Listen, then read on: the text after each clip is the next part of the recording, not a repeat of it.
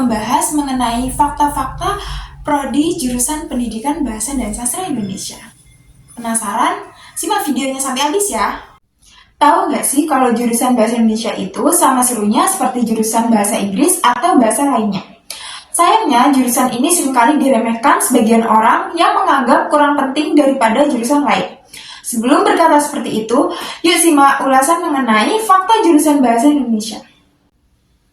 Berkuliah di jurusan Pendidikan Bahasa dan Sastra Indonesia akan memperluas wawasan kita, akan belajar berbagai skill kebahasaan, mulai dari menulis, membaca, menyimak, mendengarkan, dan lain-lain.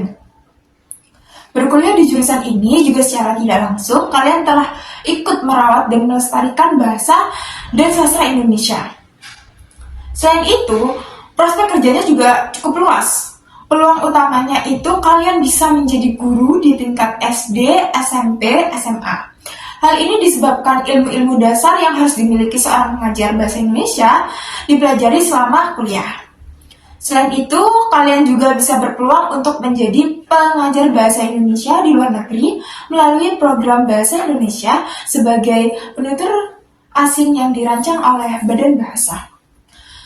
Di luar itu, kalian bisa memilih menjadi jurnalis. Tidak hanya mahasiswa dari jurusan ilmu komunikasi, lulusan ini pun bisa menjadi seorang jurnalis atau wartawan. Lulusan dari jurnalis ini biasanya memiliki kemampuan menulis yang baik karena mereka biasanya sangat ketat dengan ejaan dan memahami secara baik seluk-beluk mengenai bahasa Indonesia. Jurnalis ini biasanya akan melaporkan suatu peristiwa yang kemudian akan dimuat di media massa seperti koran, majalah, dan media lainnya. Jika orang tua memiliki anak dengan potensi menulis yang baik, jurusan ini bisa menjadi pilihan yang tepat. Lalu selanjutnya, kalian bisa menjadi copywriter. Pekerjaan yang bisa dipilih itu adalah copywriter di sebuah agensi periklanan atau advertising.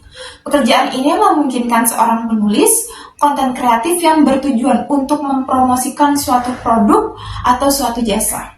Perbedaan copywriter dan content writer terletak pada tujuannya. Jika content writer bertujuan memberikan informasi kepada konsumen, copywriter sendiri bertujuan melakukan promosi.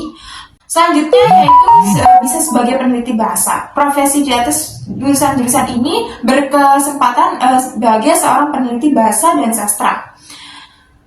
Seperti kita ketahui, di Indonesia memiliki beberapa instansi pemerintah yang fokus pada riset, seperti di Badan Riset dan Inovasi Nasional dan Badan Pengembangan Pembinaan Bahasa, dan masih banyak lagi.